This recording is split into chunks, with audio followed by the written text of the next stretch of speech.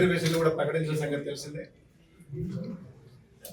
కరీంనగర్ కార్పొరేషన్తో పాటు ఈ కరీంనగర్ జిల్లాలో ఉన్నటువంటి అన్ని మున్సిపాలిటీలు మరియు రాష్ట్రంలో అన్ని మున్సిపాలిటీలు మెజారిటీ మున్సిపాలిటీలు 90% పైగా మన గౌరవ ముఖ్యమంత్రి రేవంత్ రెడ్డి గారి నాయకత్వంలో మేము గెలుచుకోబోతున్నాం.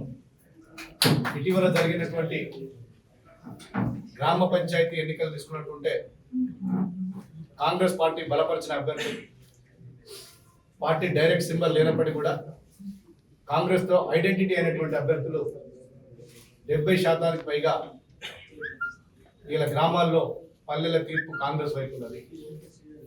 రేపు జరగబోయే పట్టణ తీర్పు కూడా ముమ్మాటికి కాంగ్రెస్ వైపే ఉంటుంది. 90% తగ్గకుండా మెజారిటీ మున్సిపాలిటీలు కార్పొరేషన్లను కాంగ్రెస్ పార్టీ కైవసం చేసుకోబోతుంది. వాళ్ళిద్దరు కలిసిన బీజేపీ బీఆర్ఎస్ పార్టీ ప్రత్యక్షంగా పొత్తు పెట్టుకున్నా పరోక్షంగా పొత్తు పెట్టుకున్నా వాళ్ళిద్దరి మధ్యలో ఒక అండర్స్టాండింగ్ ఉంది. రాష్ట్రంలో కాంగ్రెస్ ను దెబ్బతీయాలంటే మనం ఇద్దరికి కలవాలని ఒక అండర్స్టాండింగ్ గతంలో నుంచి మనం చూస్తున్నాం. వాళ్ళు డైరెక్ట్ ఆర్ ఇండైరెక్ట్ ఎట్లా పొత్తు పెట్టుకున్నా కూడా ఈ ఎన్నికల్లో వాళ్ళు 10% లోపలనే పరిమితం అవుతారు. మన ఇద్దరు కలిసి చేసినా కూడా 30% దాటలే. ఈసారి 10%కే పరిమితం కాబోతుంది. దేశంలో ఎక్కడా లేని విధంగా అభివృద్ధి కానీ సంక్షేమం కానీ గౌరవ ముఖ్యమంత్రి రేవంత్ రెడ్డి గారి నాయకత్వంలో ఈ రాష్ట్రంలో చేస్తున్న సంగతి అందరికీ తెలుసు. 2 లక్షల రుణమాఫీ, రైతు భరోసా, మహిళలకు ఆర్టీసీ బస్సుల్లో ఉచిత ప్రయాణ సౌకర్యం, ప్రతి పేదోడికి 200 యూనిట్ల లోపు కరెంటు, నిరుద్యోగులకు ఉద్యోగాల కల్పన, గత 10 సంవత్సరాల్లో బీఆర్ఎస్ చేయలేనటువంటి ఏ గ్రామంలో కానీ ఏ ఒక్క పేదోడికి కనీసం రేషన్ కార్డు ఇచ్చినటువంటి పాపాన మా ప్రభుత్వం వచ్చిన సంవత్సర కాలంలోనే అర్హులైన వాళ్ళందరికీ కూడా రేషన్ కార్డు ఇచ్చినాం. రేషన్ కార్డు కలిగి ఉన్న వాళ్ళందరికీ కూడా సన్న బియ్యం ఇచ్చి వాళ్ళ కడుపు నింపుతుంది కాంగ్రెస్ పార్టీ ప్రభుత్వం. గతంలో ఏ ప్రభుత్వం కూడా ఇంత సాహసోపేతమైనటువంటి చర్య చేయలేదు. ఇలా ఇన్ని చేస్తున్నా కూడా సోషల్ మీడియాలో కానీ అక్కడిక్కడ కానీ అక్కడ బీజేపీ చెందినటువంటి నాయకులు కానీ బీఆర్ఎస్ చెందినటువంటి నాయకులు కానీ ఈ ప్రభుత్వాన్ని అప్రతిష్ట పాలు చేయడానికి కుట్రలు చేస్తున్నారు. ఈ కుట్రలన్నీ కూడా తెలంగాణ ప్రజలు గమనిస్తున్నారు. వాళ్ళకి ఏం చేయాలో తెలుసు. సరైన సందర్భం వచ్చినప్పుడు కర్రు కాల్చి వాత పెట్టడానికి సిద్ధంగా ఉన్నారు. మన జూబ్లీస్ ఉప ఎన్నిక చూసుకున్నాం. మనం ఒక గోబెల్ ప్రచారం ఏదో జరగబోతుంది అని చెప్పి నకిలీ సర్వేలు సోషల్ మీడియాలో అన్ని అబద్ధాలు ప్రచారం చేసినా కూడా ప్రజలు చాలా స్పష్టమైన తీర్పు ఇచ్చారు కాంగ్రెస్ పార్టీ వాళ్ళు.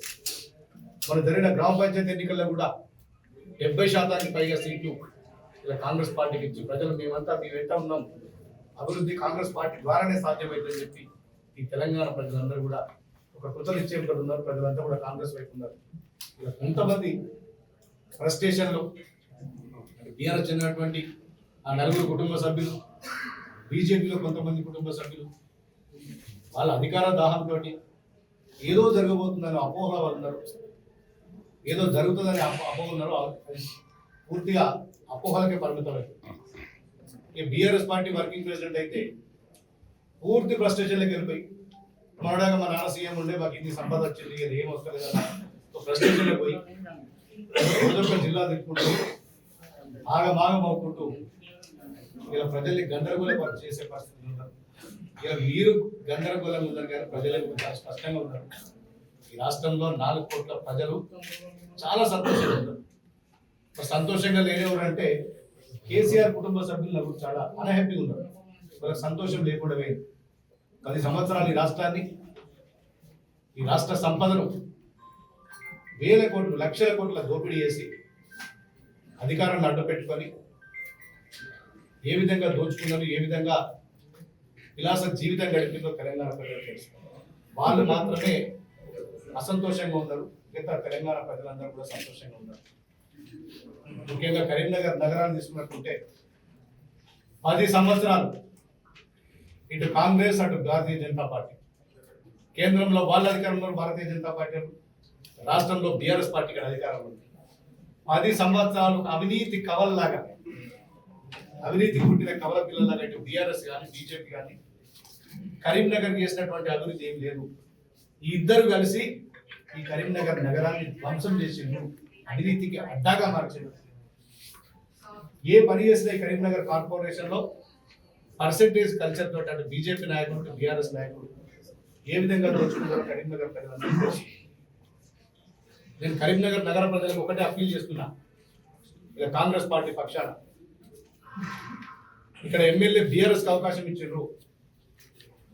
ఈ కరీంనగర్ పట్టణ చెందిన నాయకుడిని కరీంనగర్ ఎంపీగా అవకాశం ఇచ్చి కేంద్ర మంత్రి చేసింది. ఎమ్మెల్యే బీఆర్ఎస్ ఉన్నాడు, ఎంపీ బీజేపీ చెందినట్టు. నేను కరీంనగర్ నగర ప్రజలకు ఒకటే అప్పీల్ చేస్తున్నా, ఈ ఒక్క అవకాశం ఒక్కసారి కాంగ్రెస్ పార్టీకి ఇవ్వండి. నగరాన్ని ఏ విధంగా అభివృద్ధి చేస్తుందో మాకు ఒక అవకాశం లేదు. ఎందుకంటే రాష్ట్రంలో కాంగ్రెస్ పార్టీ ప్రభుత్వం ఉంది. ముఖ్యమంత్రి రేవంత్ రెడ్డి గారి నాయకత్వంలో అభివృద్ధి ఏ విధంగా జరుగుతుంది మీరు అందరూ చూస్తున్నారు, సంక్షేమం ఏ విధంగా జరుగుతుంది చూస్తున్నారు. ఇలా మన కరీంనగర్ కూడా ఇలా హైదరాబాద్ నగరం లాగా అభివృద్ధి కావాలంటే ఖచ్చితంగా ఈసారి కాంగ్రెస్ పార్టీకి పట్టం కట్టాల్సిన అవసరం ఉంది. మీరు చూసి ఒక 2 సార్లు అవకాశం ఇచ్చారు బీఆర్ఎస్, బీజేపీ బీఆర్ఎస్ కలిసి ఏ విధంగా దోసుకు తినే కూడా చూసింది. ఇలా స్మార్ట్ సిటీ పనులలో ఏ విధంగా అవినీతి జరిగింది, వాళ్ళకి అట్లాంటి కేబుల్ బ్రిడ్జ్లో ఎంత అవినీతి జరిగింది. ఇలా 10 ఏళ్లలో వాళ్ళు కాంట్రాక్టర్ల జేబులు నింపడానికి, బీఆర్ఎస్ నాయకుల జేబులు నింపడానికి, ఇలా బీజేపీ నాయకుల జేబులు నింపడానికి పనిచేసేది తప్ప నిజంగా కరీంనగర్ ప్రజలకు ఒరిగింది లేదు. ఇలా ఇంటింటికి తాగునీరు ఇస్తామని చెప్పి ఎక్కడ కూడా పూర్తి స్థాయిలో తాగునీరు ఇంప్లిమెంట్ కాదు. ఎక్కడ చూసినా అవినీతి రాజ్యం వెళ్తున్నది. ఇలా బీఆర్ఎస్ పార్టీకి చెందినటువంటి కార్పొరేటర్ వాళ్ళ భూ కబ్జాలు కానీ అవినీతి కానీ ఏ విధంగా తారాస్థాయికి చేరిందో మనం చూసినాం. గత సంవత్సరంలో సిపి అభిషేక్ మహంతి గారు ఉన్నప్పుడు అభిషేక్ మహంతి గారు ఇక్కడ ఉన్నన్ని రోజులు ఒక్కొక్క బీఆర్ఎస్ వాళ్ళు కాలు అడగబెట్టడానికి ఉచ్చబోసుకుంటారు. అట్లాంటి పరిస్థితి లేదు. ఇలా అట్లాంటి నాయకులే మళ్ళీ ఇంకో అవతారం ఎత్తి బీజేపీలోకి పోతుంది. అంటే అవినీతి రూపం మారుతుంది తప్ప అవినీతి మారతలేదు.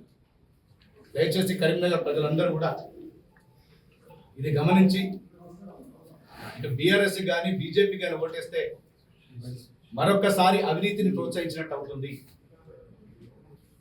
సార్ విఘ్నులు కరీంనగర్ ప్రజలు చాలా మంది ఎడ్యుకేటెడ్ ఉన్నారు, ఇంటెలెక్చువల్స్ ఉన్నారు, జర్నలిస్టులు ఉన్నారు. ఇక్కడ కరీంనగర్లో అనేక మంది మేధావులు కరీంనగర్ పట్టణంలో నివసిస్తున్నారు. ఈ కరీంనగర్ అభివృద్ధి కోసం మీరందరూ ఒక్కసారి కాంగ్రెస్కి అవకాశం ఇవ్వండి అని చెప్పి, ఇలా గతంలో వారికి అవకాశం ఇస్తే ఏ విధంగా జరిగింది, ఇలా ఖాళీ ప్లాట్లు ఎక్కడైనా కనబడితే కబ్జా చేసే పరిస్థితి గత 10 సంవత్సరాలు జరిగింది.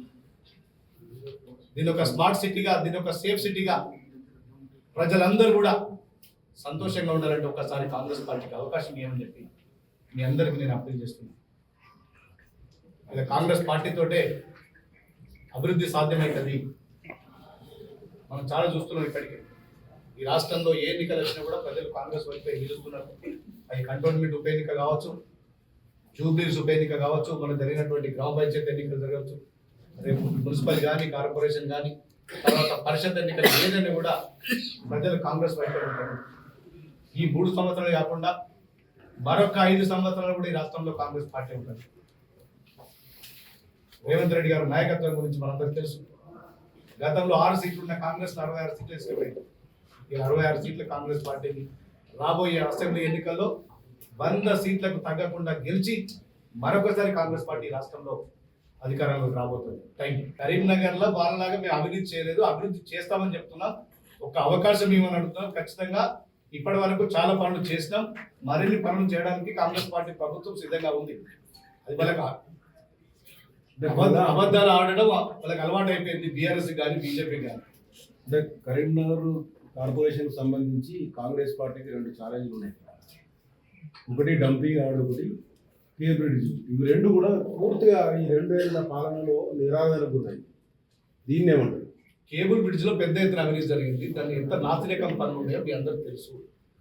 వాటిని పూర్తిగా పరిశీలన చేస్తాం, విజిలెన్స్ ఎంక్వైరీ కూడా నడుస్తున్నది.